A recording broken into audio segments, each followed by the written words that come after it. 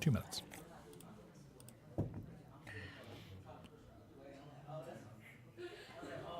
Okay. Thank you, sir.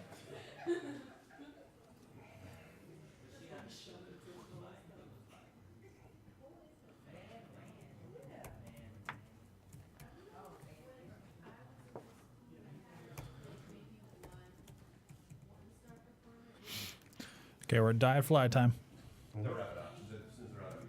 You got 2 minutes, though, so, well, more like 1 minute, but no rush. We can start a minute late. We've got 59 minutes. And they're not going to kick us out exactly at 4, so.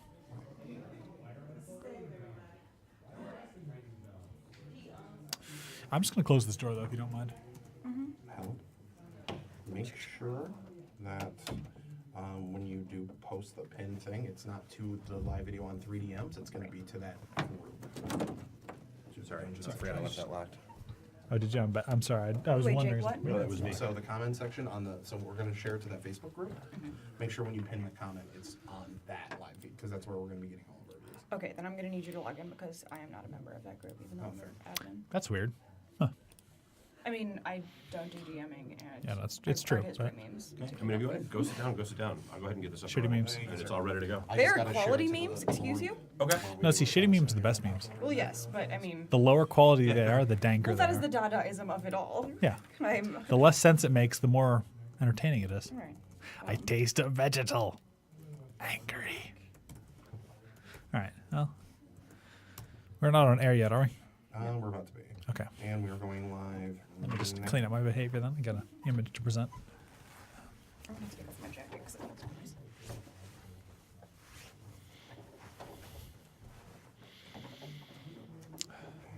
I'm just going to share this.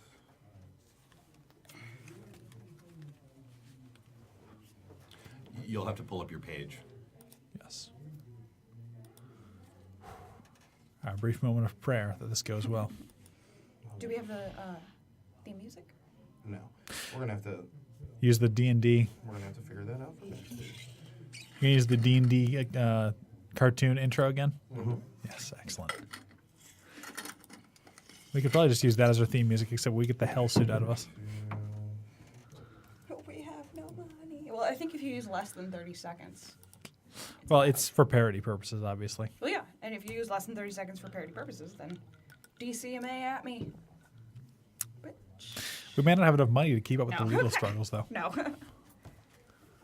Still, the ACLU might take it up with us. I'm saying they might defend us on that. Because the ACLU is great, and I don't understand why people don't give them more money. But I'm sorry.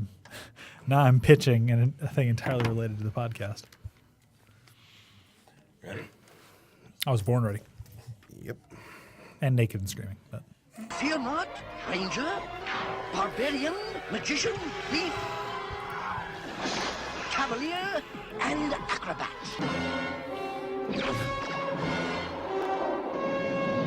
Who was that? That was Venger, the force of evil.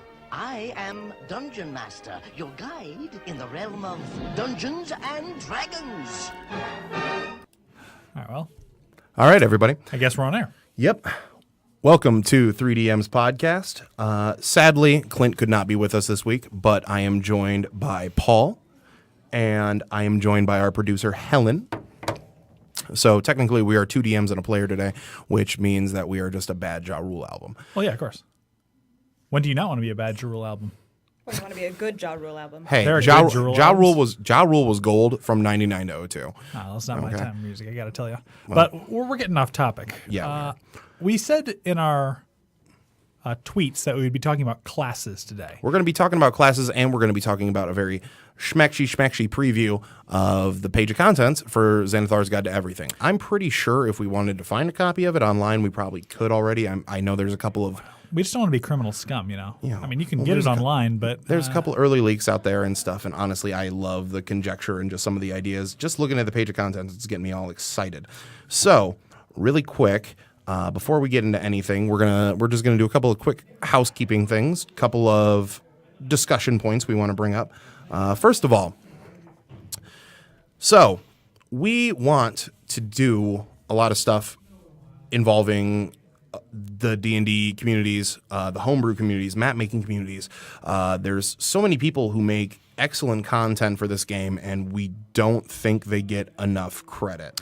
I think they get brushed off too easily, honestly. The homebrew is sometimes of debatable quality, but there's also homebrew of excellent quality. And I find that, generally speaking, the good outweighs the bad. And the community is really the best part of Dungeons & Dragons. It's not like you're playing many games with the Wizards of the Coast. You're playing games with, your friends, your buddies, people you met down at the local game store. So why don't people like that get more attention when they decide to make something of their own? Is it because they're not game designers? Sometimes it's because they're not game designers. Sometimes because, well, the stuff isn't good, or just it doesn't have enough attention. It doesn't have a spotlight. So what we want to do is draw attention to that last 1/3. Yeah, bring attention to people who put out really good content, or even content that, even if it's not polished completely, you can take the idea and you can work on it. You can reach out to some of these people who make such great content. So here's what we're going to do. We are going to leave the link for our email. You can message us on Facebook as well. And you can send us your homebrew, your stuff. We're going to look through it. We're going to go over it with a fine tooth comb, dot all the lowercase j's, and make sure everything looks good, and then we'll talk about it on the show. I've already reached out to a couple other groups. I am currently up to my ankles in material that I got to read. I schlepped off a bunch of homework to everybody sitting with me. And we've already got a bunch of content lined up. And so starting next week, we're going to do just a 15-minute homebrew corner, just talk about cool stuff that is on the horizon, that people are working on, that you might want to use in your game, or you might even want to modify yourself. Because one of the beauties of this game, again, is that at any time you can just change it. You can improvise. Improvisation is one of the greatest tools of a dungeon master. And I've run entire games off of just improvisation, although I would really not recommend that by any stretch of the imagination. It's jamming by the seat of your pants is always an experience. Oh no, it's a lot of fun. It's a lot of fun, but it's also, what did I do next? What did I do last week? I can't remember. I didn't take any notes. And ultimately, of course, everything depends on the players having fun. So all of this homebrew content doesn't have to be done as is. It's like the original classes. It's something to work off of. If you want to work them as it is, that's fine. It's probably been play tested and balanced already. But if you think you have a better idea, well, that's how I got started, and I've designed 2 or 3 games already. Yeah.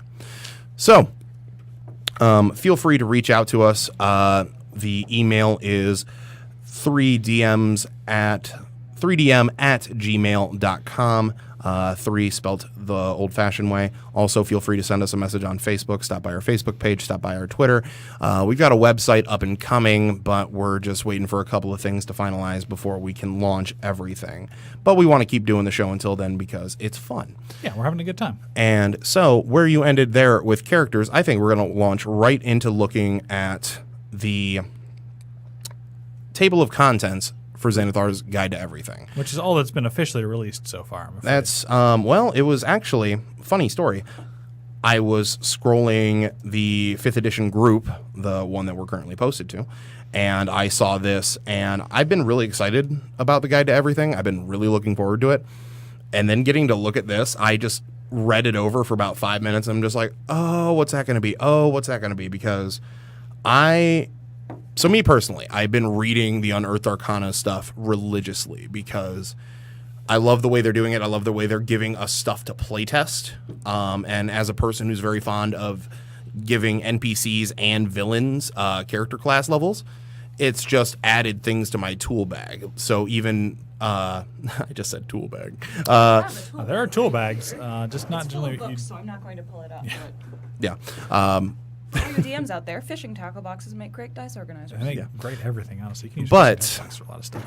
There's a lot of great content in these Unearthed Arcanas. Some of them still aren't going to see the light of day as official releases, but there's a bunch of stuff that I still keep in my own personal setting for usage.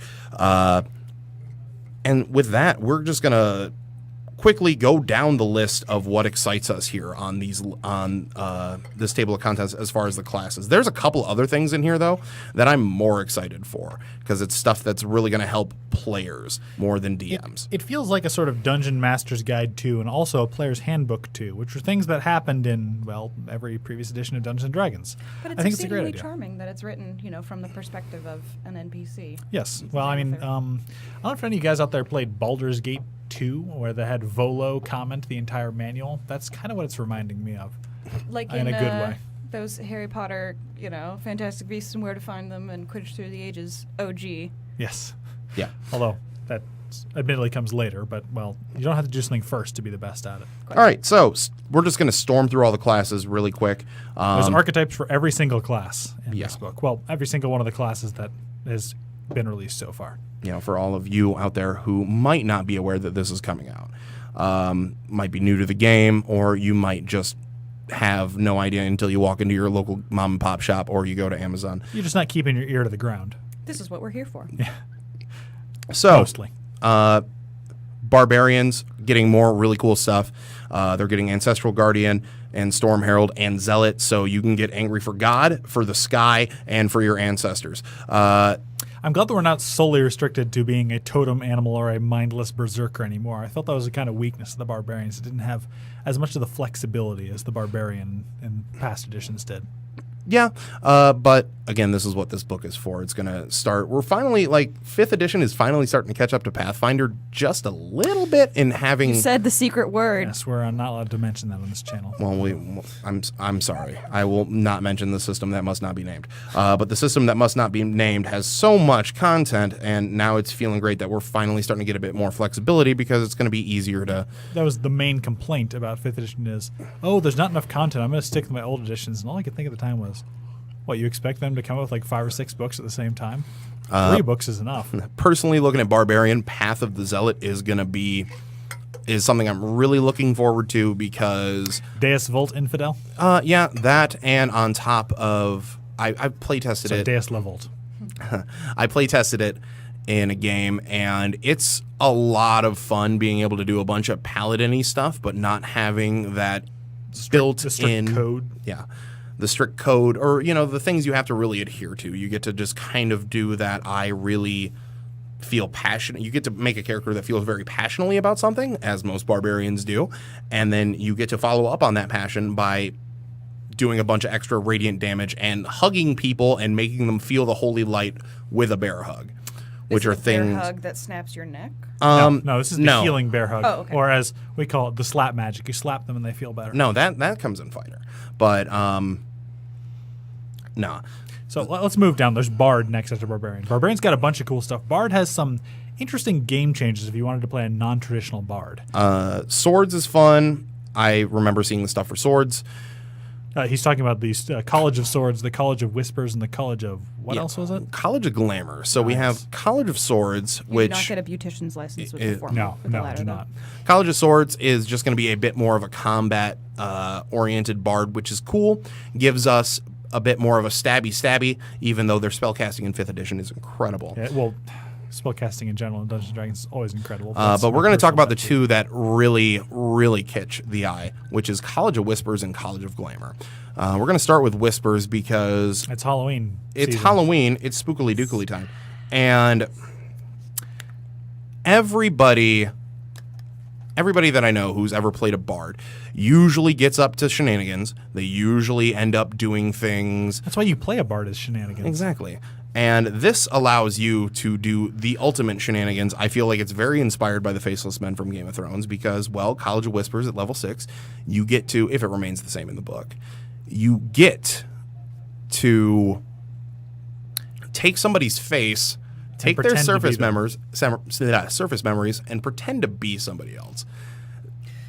How In case you wanted to does the pretend. mewek of take their face works? Do you kill them and Yes. peel it off like Silence of the Lambs? I don't think you so much peel it off. It's probably magical. It's is my guess. actually the way it reads. It's left very open to interpretation as to how you get that face. tight. It can be as spooky or non-spooky as you want. Yeah, A it real can. Polyjuice situation or a real Silence of the Lambs. In case you wanted to reenact the thing, 1982. Yeah, There's your class.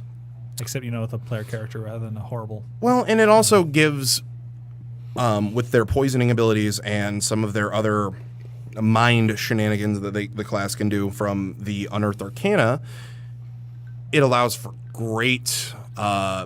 You can play mind games with people. You can play basically a very sadistic or very effective assassin bard. And one sort of theme I've noticed in the Xanathar's Guide to Everything, is that Xanathar? I can't remember. Xanathar. Xanathar's Guide to Everything is that there's a lot of options for playing less good characters, and there's quite a few evil options in here. And obviously people have divided opinions about whether playing evil characters is good or not. I personally don't like it, but I've run evil games before, and I understand the appeal. Yeah. Moving down the list, we've got the Cleric. I believe. Actually, going to bounce back to Bard really quick. College of Glamour is also really cool. They're doing a bunch of charming stuff, a lot of siren-y kind of stuff, a lot of mind affecting. It's based on the Feywild. And in case you wanted to play one of the fair folk, specifically the Seelie, rather than the Unseelie. For anybody unfamiliar with the Feywild, we are talking, of course, about the mystical plane where all the pixies and the fairies hang out, and it's beautiful and terrifying. It's kind of like Celtic mythology and, I suppose, to some sense, sort of French superstition, an English superstition about fairies. And if you want a visual representation, if you remember the the Shivering Isles? Shivering Isles from Oblivion. Elder Scrolls 4. That's pretty much what the Feywild looks like. The Manic side, yeah, the super bright, colorful woods, beautiful pools, and there is death around every corner. It will kill you. But it's very pretty until you die. That actually The sexy pixies will give you VD. Yes. Quickly, with a knife. Yes. No, they'll just turn you into Tyrannosaurus Rex because they all have polymorph as a spell. Pixies are actually terrifying. I can't do anything with my tiny little arms. You can't do anything with your tiny little arms, but you can do like 8d12 with your bite. Well, look at the size of that thing. I know. And anyway. Anyways. So I'm going to jump on this little tangent here really quick, which is something I've noticed kind of going through all the stuff that when you look at the sum of the whole, it seems like Wizards of the Coast for this expansion, they're really, and I wonder what they're going to do with their next, because Tomb of Annihilation is great. I wonder what they're going to do with their next big adventure book. But it seems like they're adding a whole lot of extra planar options. I'm just going to jump through. We've got, for the Druid, we've got Circle of Dreams, which is another Feywild, very Feywild-related class. They've been pushing the Feywild since about 4th edition. I think it's fun. It reminds me a lot of Exalted's The Wild, but that's completely off tangent. There is the Horizon Walker Ranger, which is a ranger who deals with all of the other planes. Lets you get favored terrain bonuses in other planes, if I recall. Yeah, things of that nature, and really cool spell list. There was a prestige class in that, like that in 3rd edition, I think, in the Dungeon Master's Guide. But yeah. Go on. Hexblade, Warlock, and Shadow Magic Sorcerer both have, well, Hexblade more specifically, Warlock, has heavy ties to Shadowfell. Gets a lot of their powers from the Shadowfell and cursed weapons that are cursed from the Shadowfell, at least in the descriptor fluff. And Shadow Magic, which actually I haven't read, but I'm going on a whim here. I'm kind of going on a leap of faith, and I'm assuming that you're probably going to be pulling power from the Shadowfell as well. I think that would be a reasonable guess. If I recall in 3rd edition, I'm not quite so sure on 2nd edition. I know only 1st edition, 3rd edition, every edition but 2nd edition basically pretty well. There were Shadow Conjurations that lets you mimic other spells, but poorly. Yeah. So I suspect there'll probably be a couple of those as well.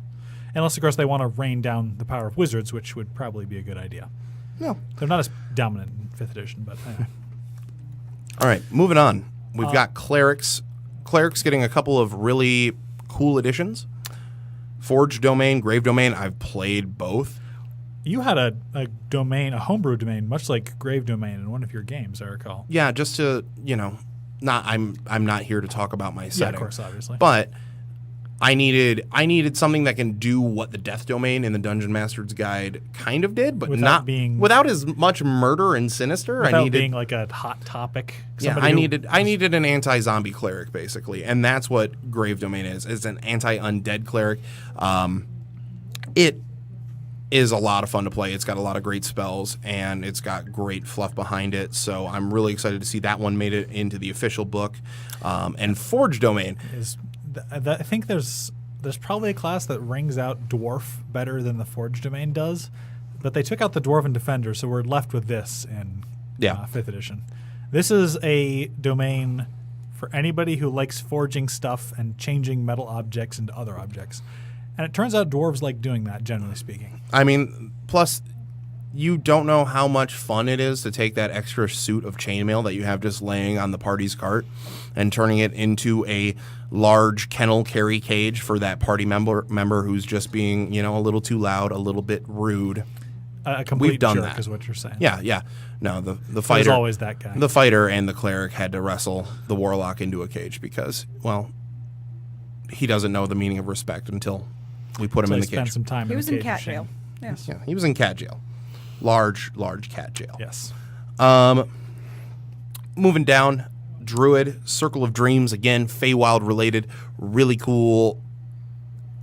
Like, I'm really interested to see how they changed it because there was already a lot of cool flavor text in it and just different riffings on druidic abilities, but I don't play a lot of druids, so I actually don't have a lot on that. But I know a lot of people who play druids, so I'm just gonna have to deal with it.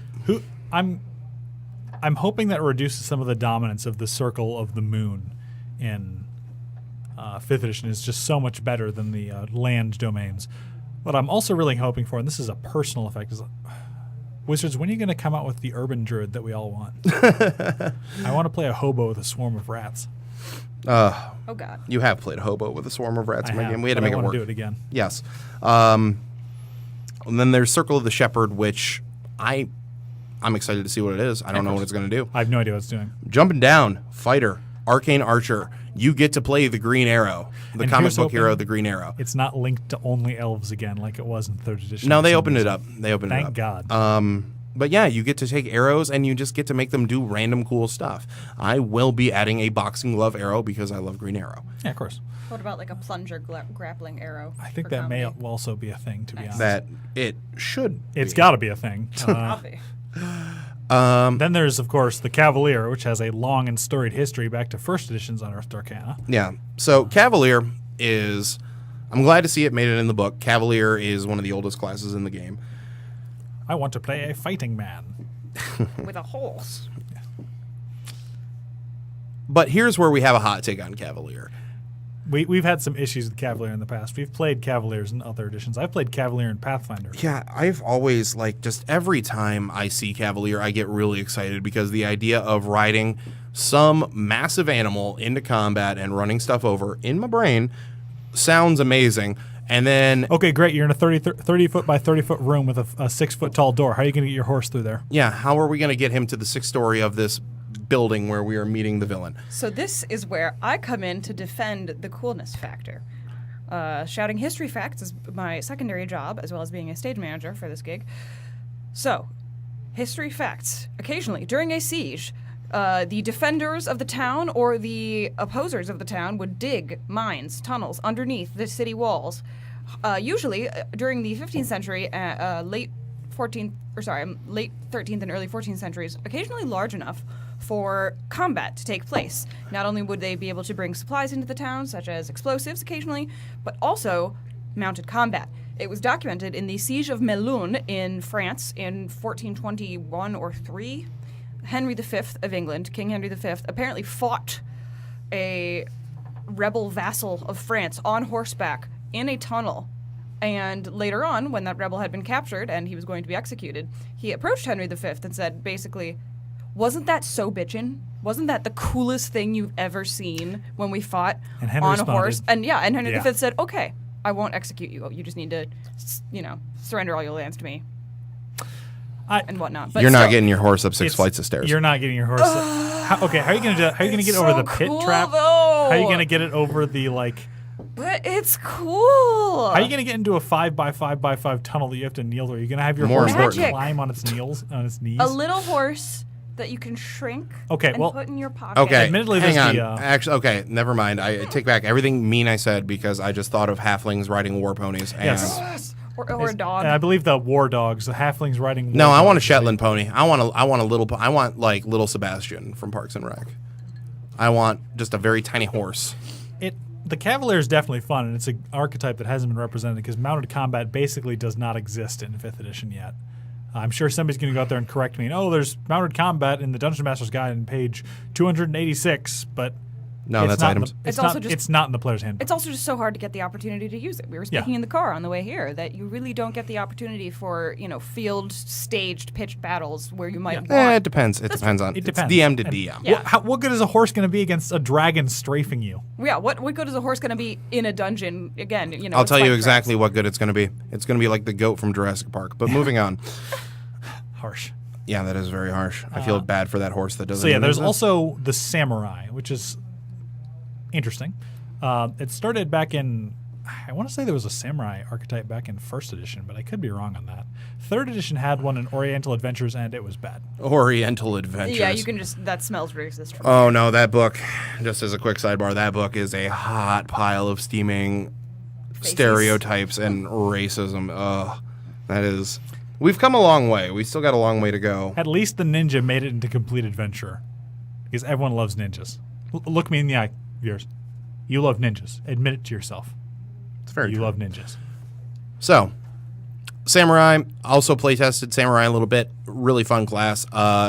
Still not as good as Battlemaster because Battlemaster is everything I always wanted and dreamed for in a fighting class, but it adds some cool stuff. And it, most importantly, the best part about Samurai is at higher levels, it adds the diplomacy that a samurai or, because they're basing it on film and historical, not After the samurai dramas, rather yeah, than samurai dramas and the not his history. mythological stereotype of a samurai should probably be better represented by some sort of paladin. Yes, they, but they give you skills and persuasion and history and all the things you would need to be like a courtly knight. So you can add a different dimension to your fighter other than I am mercenary who left Army because they weren't paying me enough. because You could get more and chivalric, I'm. Though You can add a lot more. You can make a much more varied fighter. Though speaking of chivalry and knights and so on,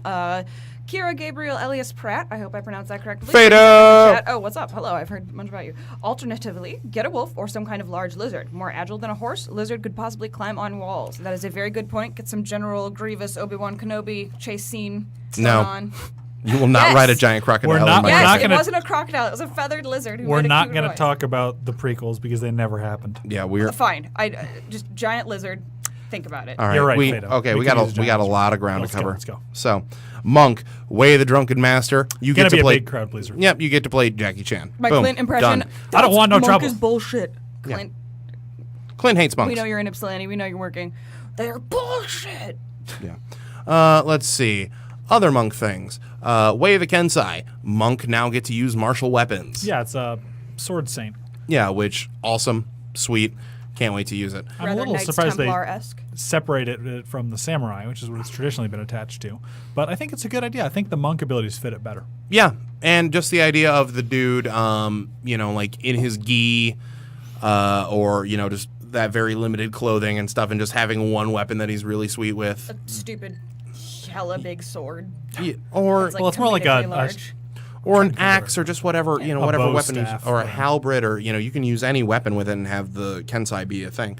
But it's a very cool, evocative image. It Oh, yeah. makes for great encounters. That's a huge part of role playing. Moving Looking down- sweet, or at least knowing in the theater of the mind that you look sweet. Looking sweet is part of why people play D&D, to be honest. Okay, we are going to go to my absolute favorite thing being added.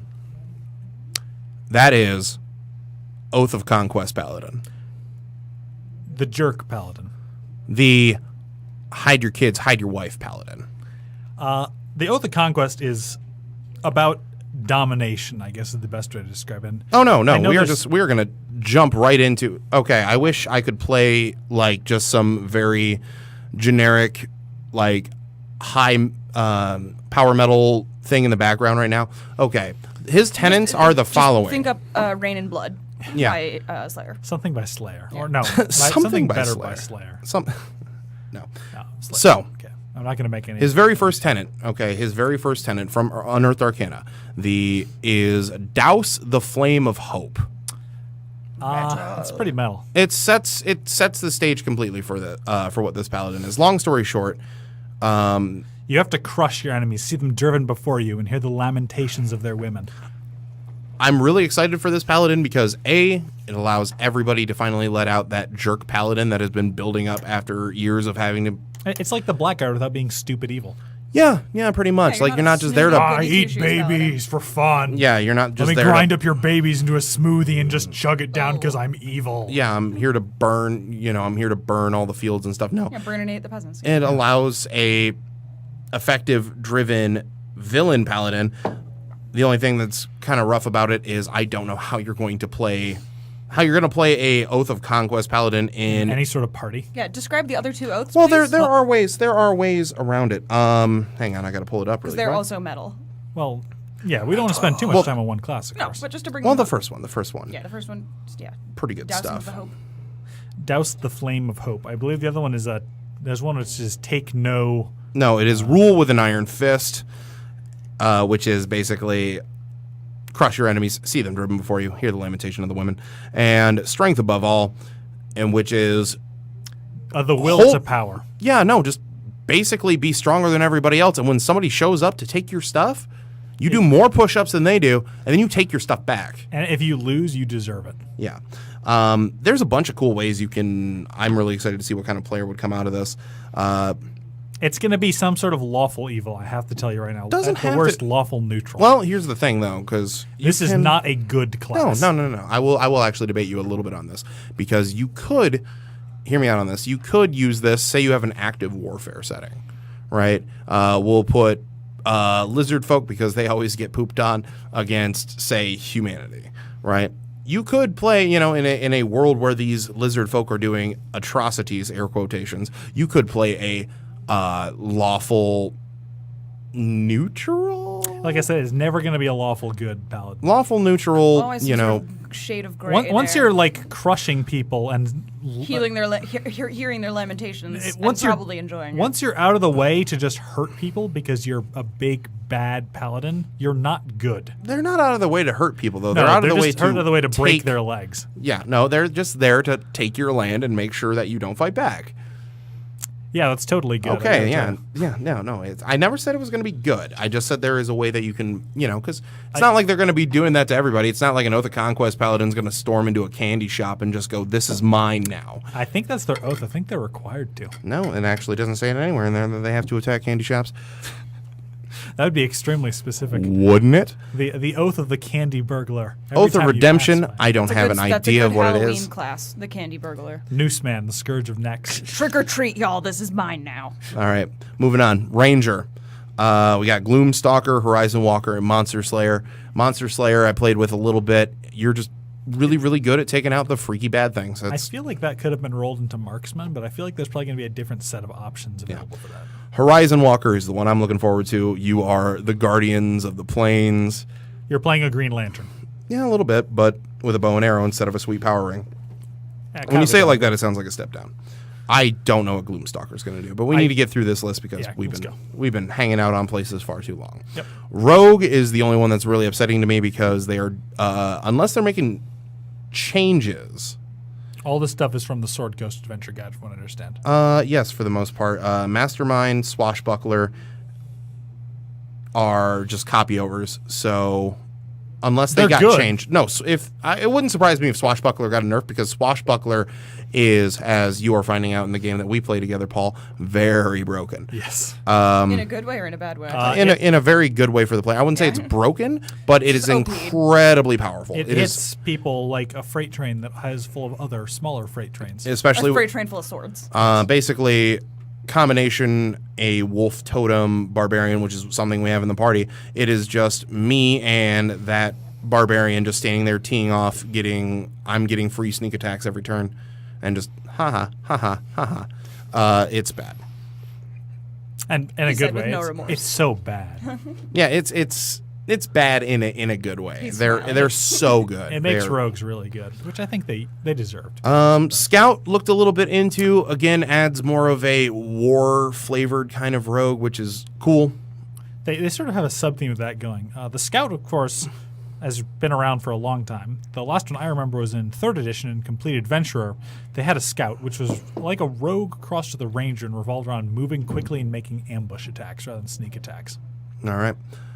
So, and there is the Inquisitive, which I actually don't know what that's going to be. So, We'll see. Yeah, we'll see. We'll see on that one. Sorcerer, Shadow Magic, Storm Sorcery, and Divine Soul. They so really we get like that storm sorcery thing, I got to tell you. it is kind of a cool theme though. There's just again that imagery of just somebody with lightning rippling out of every orifice. Which Getting your Sith lightning on. yeah, It's fun, don't get me wrong. I just don't like the theme that much. I mean, I'm going to get a lot of hate for that, but why? I'm excited for Shadow Magic. See how it plays out. See how good it is. I think it adds a lot of utility, and it allows a more spookily dookily kind of sorcerer character, which is good. It makes them have a comparison to Necromancy with Wizard. Necromancy is really hard to properly do as a player character, but that's probably for the best. You don't want your players going around raising zombie armies usually. No, you just use them to fix the village, though. You can be a good guy, Necromancer. You can. Just don't use it too much. Just get consent. Consent is important. Nobody wants Also to see make dead grandpa digging some rows in the ground. And also just make sure, your relevant deities don't come to be like, hey, hold on. Well, again, sign all the paperwork. But I don't play a lot of Sorcerer. Warlock, I do play a lot of Warlock. And I have You two got the dwarves. Hexblade, from what I recall. we got Celestial and Hexblade. So the Celestial's cool because for once, other than just having the Fey option, I like being like a sort of non-clerical servant. You're not a worshiper so much as an angel said, John, go and do my will. yeah. Well, also, too, like, the hard part of playing Warlock is Warlock as a class with the Fiend and the Great Old One. 'Cause you got to be serving a jerk. Yeah, there's just a bit of inherent evil there. And so the Celestial gives you a way to play a Warlock that is like, nah, I'm here to actually do good things. Maybe harsh and unforgiving good, but they're on the side of good. Yeah. They're in that upper side of I've toyed with the that line. idea before, but I never found a good way to do it, I don't think. Yeah. They're also adding more Eldritch Invocations, which pleases me, and they're adding the Hexblade class where you get your power from. I'm really excited for this one. You get your power from a evil weapon from the Shadowfell. Which means dark bad, by the way. Yeah, but still, that's much like It's cooler than dark bad. because where it's cool, you can as a DM, it excites me because the second a player suggests playing that to me, I can just go, I get to come up with a weapon that they have that has manifest power and has manifest goals, and I can use to affect the party. It gives me a way into the party without actually twist having to them, put an basically. NPC into the party. So I can do mind games, I can do shenanigans. It's exciting for me. I just need somebody who makes the poor mistake of letting me do that. Well, I believe you did that to Clint, actually, in our evil side campaign. Did you not? I That was wasn't a weapon. toying with the concept because I knew Yeah, this was coming out. Yeah, it did. It was an evil shield, which spoke evil things to him. Oh, I didn't speak a lot. I just told him it to just told murder him to everybody. Yeah, I just told him to murder everybody. But that's But it standard. destroyed him. You had it destroy him. That's standard PC instincts. Yeah. They see something, if it's not immediately helping them, they want to kill it. All right. So Well, no, I mean, this is just him walking down the street. Not Yeah, just, I know. Yeah. That's what I mean. Wizard- You walk Yeah, down yeah. the street, you got to find reasons to not kill people. all right, guys, we're almost done with the classes here. Last one, Wizard. No comment. They're getting war magic, so They already have like 9 archetypes. Why do they need more? because none of them can wear plate, but now you can, and that's what matters. Got me there. They're not so squishy. There's another one, but my picture is bad. So So it goes. But we should probably take a break since we've been going on now for 35 minutes What are you trying to without stopping. no, No? we're gonna do it. storm on through. Let's do it. Okay, other things about Xanathar's Guide, though, that are exciting. We're going to hit some bullet points here. This is your life segment. I don't know what it's going to be, but I'm really excited from just the descriptions here. It sounds pretty good, honestly. So what it looks like is it's an actual background generator. It's a series of tables to roll like an actual story for your character, which You may not entirely rely on it, but it's a good place to get a start. I do know a lot of players who, when it comes to writing a background, because when I write a background, I leave enough gaps for a DM. I know I've got a pretty good idea of who the character is going to be, what I want to do, because what I want to play, because it sounds like fun. But I do know a lot of people who they write a backstory, they try to hit a bunch of tropes. Because there's nothing wrong with tropes. There's Tropes nothing. aren't I'm not bad. saying anything bad with tropes, but they just hit tropes, to try to help them. But then they still they can't get in the shoes of that character. But I've seen like the personality traits and the flaws and all of those things you can add from your backgrounds, your character backgrounds, that you can roll for. I would buy an entire book of just those, to be honest. Yeah, I actually would buy that product too. I've seen Get right. those be of. You heard us, Wizards. We'll buy it. That's at least $60 right there. Yeah. I've seen those be of immense help to players who they just have a hard time figuring out what the character is about when they see those little sentences of, he's fearless, he feels a lot of guilt about something he did in his past, and his flaw, he gambles too much. They're like, oh, I know exactly how to do this, dude. It makes it easy for some players. Yeah. And so to see a table like this, I'm just really excited to play with it, if Especially it with is what I think it inexperienced is. Players, who may not have rolled up a Well, character sometimes before. too, just roll it for fun and see what happens. It's like, oh, you were a fish salesman until something tragic happened. Well, what was that tragedy? Shellfish allergy. And Yeah, there worst was a comes- shellfish allergy. You had to leave your trade. Now you're a criminal. Worst comes to worst, you can use it for random NPCs. If you decide, if the players latch on to a pretty much useless NPC, I mean, they're there to provide one. If they say, we're going to bring this guy with us. And you're like, fine. And So can now just you them roll up a real quick. background. Yeah, no, that's happened before, where you just throw an NPC that you're just like, yeah, here's Bob. Bob is here townsfolk. Bob is here, and Bob is like kind of a nice guy or whatever, and they're like, man, we like Bob. We're bringing him with us. We want Bob. We'll pay him money. So now you got to roll up a backstory for Bob. Moving on, we've got rules for falling now, which is good. More concrete rules. Was that not in the Dungeon Masters? It was a Guide? little bit, but it was kind of poorly defined. It was one of those things they just wanted you to figure out on your own a little bit, but there is. Dungeons and Dragons has had some problem with falling rules. Like, Well, so more importantly, they've got rate of falling and flying creatures and falling. So there's more specific answers to things that people haven't really been able to work out with the rules. There's sleeping rules. We're going to skip everything, though, and why I'm spending my $65 on this book. Tying knots. We've got one page dedicated to tying knots. Just one page. I didn't know I needed something so badly in my life. And this is not sarcasm, by the way. I know this sounds like sarcasm. This is not me being sarcastic. Because I've had it happen like 5 times in my games where players say, well, we tied this kind of a knot. And I'm like, is that really an effective knot for... Well, we just tied a knot to tie this guy up. What do you know about knots? Just my character would know that it was a good enough knot. Suddenly, I have something to reference because somehow all my parties like to interrogate people. Though I already have an interesting question about this knot manual. It's not a manual. It is a page. Well, it is yeah, one a page of This knots. mini knot if you want manual, an this actual knot full tutorial. knot manual, you can probably just go find your local Boy Scouts guide. Right, I'm sure there's a real one out there. I actually saw one on a little plastic card that you could measure your fish with too. But with rope trick, that interesting spell where you can send a rope into another dimension. I believe this was in 3.5. It was No, in it's in 5e. 3.5. Yeah, It's in 5e. 5e. No, it was- But it yeah, was in could all you of them. use, I wonder if this rope guide will handle rope trick as well, because I think I tried to use It's just a rope. It's just a rope going straight up. So I see no reason why you can't just hang your legs and tie a knot. Yeah, Here's it was for hoping some sort of nonsensical climbing trick doesn't- shenanigan off of a rotting dock. After somebody had nearly died because he refused to Tool take his arm off. proficiencies, again, just a lot of rule clarification for people, which is good because there's a lot of people who need.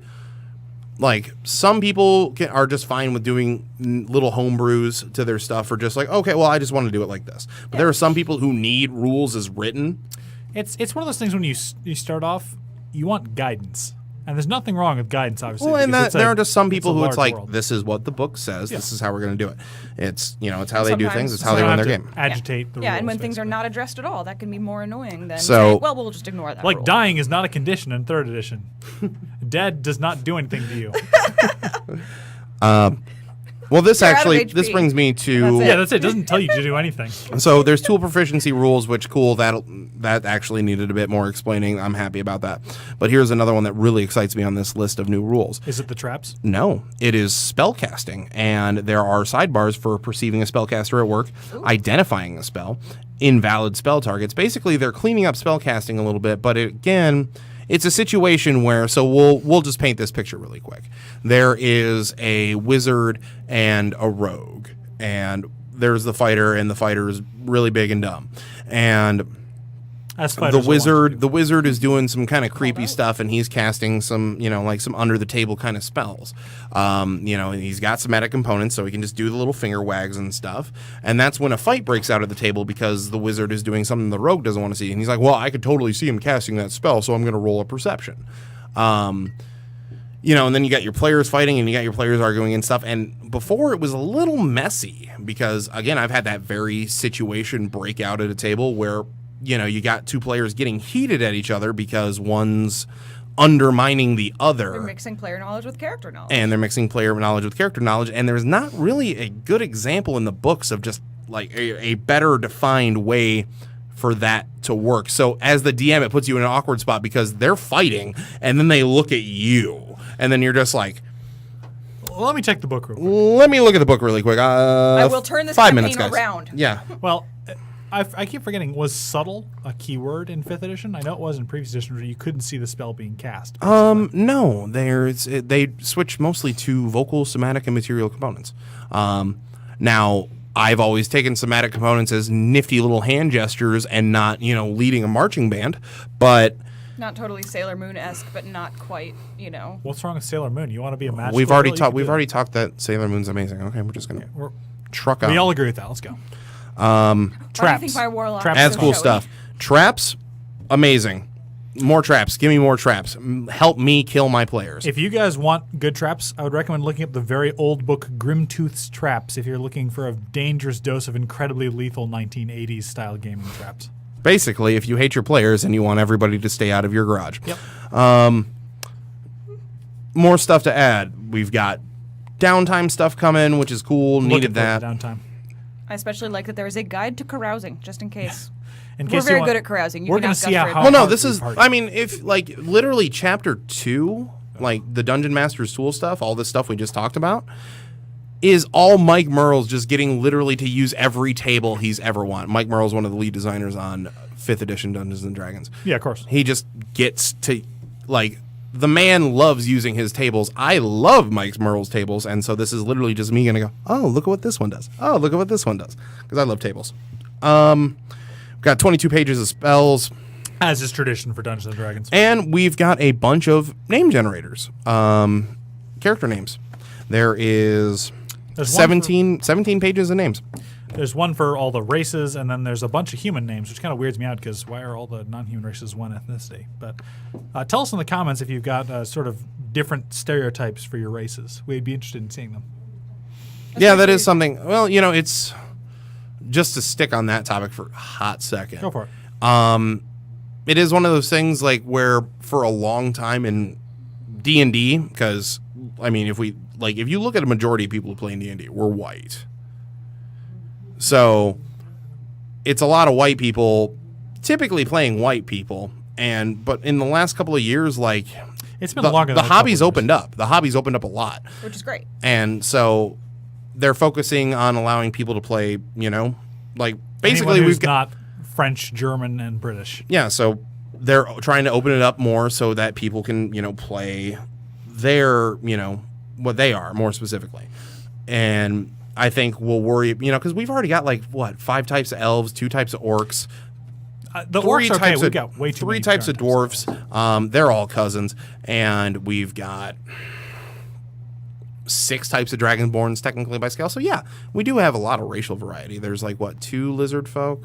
Yeah, but all the dwarves are Scottish stereotypes Well, they all are Scottish stereotypes, but of different flavors, despite the original dwarves in Tolkien's work being Jewish stereotypes, unfortunately. yeah, no, it's sometimes delving into the origins of It's not. yeah, the it's best idea. it hurts. There's also many fun name generators on the internet. Oh, yeah. I am very fond of behindthename.com with cool explanations behind various names in many languages, including some fictional names, but it's needs updating. On that topic, there's a name generator called, aptly enough, Fantasy Name Generator. Yeah, That yes, includes all classic. the standard. They don't names. sponsor us, but I wish they Jake did. uses I wish them they did. on the regular. Well, I use them on the regular too. Yeah, I behind use the them in name is all my also great games. because you can look up names by meaning, It's true. which is really clever. If you're trying to make like a joke, I had a sun paladin, and I looked up, sun themed All right, names. gang. We spent a lot of time just going over that table of contents stuff. We're review gonna it more do fully. we're gonna do our full review of the book when it comes out, but we'll try to keep that one Next under month in 40. November, I Yeah, believe. next month we'll try to keep that one under 40 minutes for the love of God. Hopefully, we haven't turned you off with all this talk about basically rampant speculation. Conjecture, yeah. we are the conjecture We're train. excited. Yeah, the conjecture train got out of hand. So we are going to continue with the segment that we had last week that a couple of people really enjoyed, apparently, and that is Filthy Build of the Week. This is going to be another one. Again, I would like to remind from anybody who's with us now that wasn't with us at the beginning of the show, we want this to be the show to be a spotlight on stuff that Homebrew. you've made, homebrew, content, even just cool things like this. A ridiculous build for a character that you've given a name. It's got a purpose, like you've tried to match it to either some fictional character or just a theme or something you wanted to see happen. Even if it's just something that's outrageously dangerous to play against. And so, on that Or note, something that will make your DM go, Or your players go. but On that note, if you do have any builds that are Adventurers League legal, that's the only thing we're trying to stick to. Is we want everything to be legal by the D&D hobby shop rules of Adventurers League. If you have any build that is Adventurer League legal, you would like to send us, we'll review it on the show. we'll Probably, we'll say your name. We might even bring you on the show to talk about it. If you're in the area, obviously. we have Skype. We have do Skype. That's true. Now, belay what I just said then. So if you want to nice send us your video. builds, send them to Facebook, send them to our email, 3dm@gmail.com. You can hit us on Twitter at 3dms Twitter. No letters in that name. 3DM though. Podcast Sorry, no on Twitter. numbers in that name. It's all letters. Yep, 3DM Podcast on Gmail. And that's all we got for now. So, going into this week's build, Paul, this one's yours. I'm afraid it is mine. Well, I didn't create it, obviously. I unfortunately can't remember the name off the top of my head, but we'll provide it in the links below. So we're finished here. But this is, to put it, I guess, in the most succinct way possible, this is the Guts build. And many of you have probably heard of the anime or manga Berserk. If you haven't, it's dark fantasy from Japan. Guts is technically the main character of the story, although he's sort of been out of the spotlight for a while. And what he does best is fighting recklessly with outlandishly sized weapons. The build itself is 2 levels of Warlock, 7 levels of Fighter, 11 levels of Barbarian. What this does with it is the only spells it gets from Warlock is it gets Expeditious Retreat to run into people faster so that you can commence the beating. And it uses Hellish Rebuke to hit people at short range in the sort of hand cannon style that he uses. Ultimately, the Warlock part could probably be dropped, but it's supposed to represent the brand he gets after the Eclipse. And it lets him see in the dark, and he gains hit points when he kills things.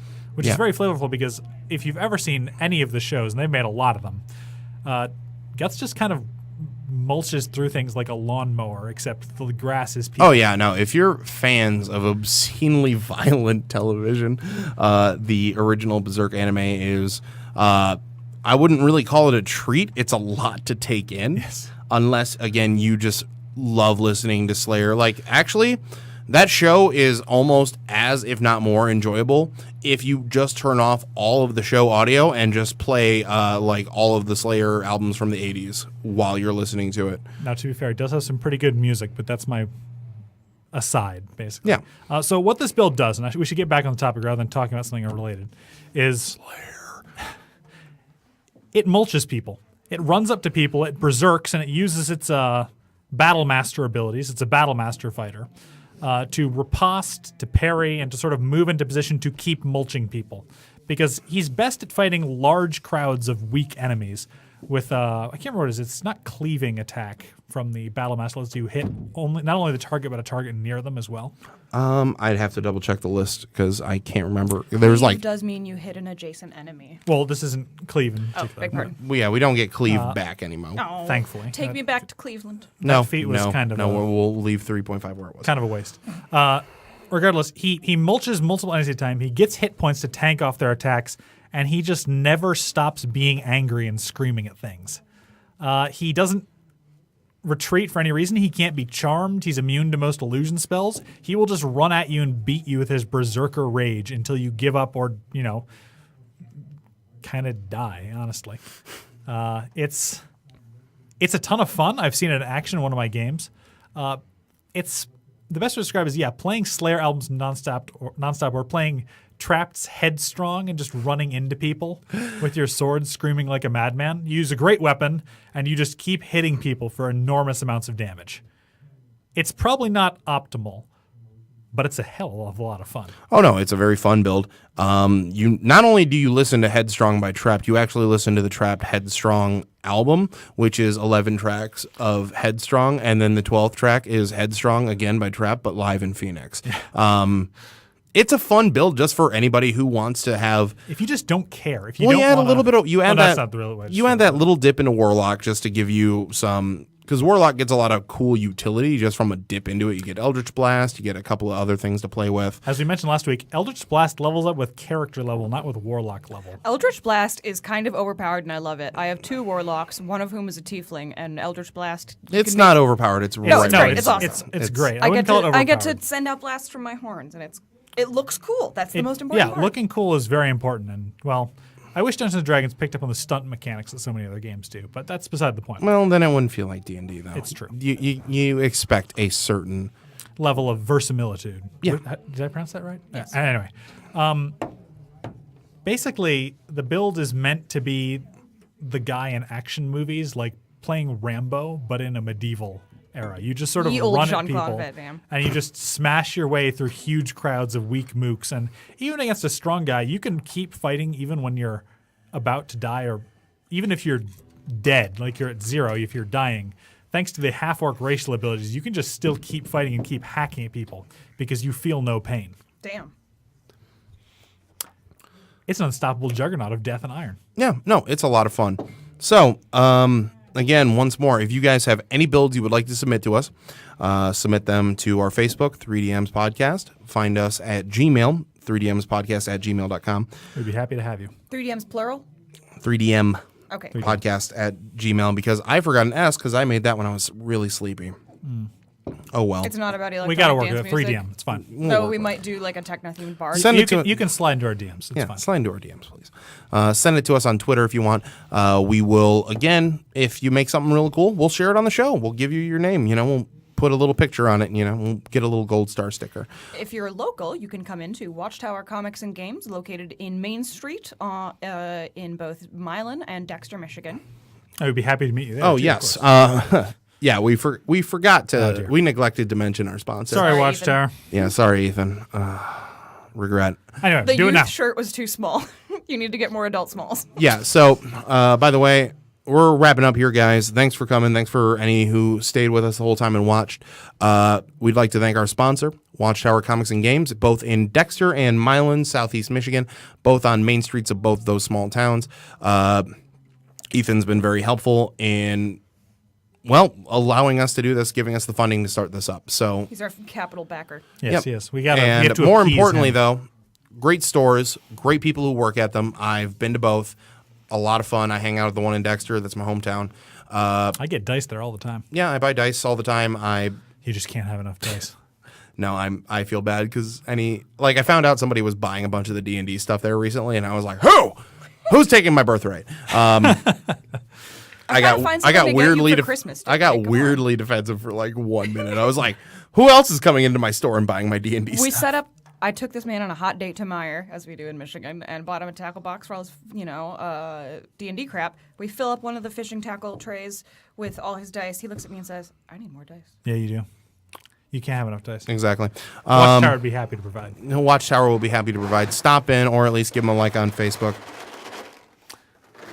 Sorry, bad podcasting. It's all working out. It's fine. Thank you for coming and joining us tonight, guys. Thanks for Appreciate joining. Thanks for watching. You can find our show on iTunes now. We have a SoundCloud now. Yeah, we're moving up in the world. Our YouTube page should be launching soon, and we're hoping to have the website live within 2 weeks. So God willing. hopefully we'll have Clint back next week. But for this week's episode, I'm Jake. I'm Paul. And I'm Helen. Thanks for coming to 3DM's podcast, and we haven't come up with something snazzy to say at the end of the show yet, so just See you guys next week. Keep it rolling. have fun. Oh, God, that just gave me cancer. Yeah, Sorry. Thanks for coming, guys. Thanks for coming, guys. We'll see you next week. Oh God. You let me speak puns with my mouth.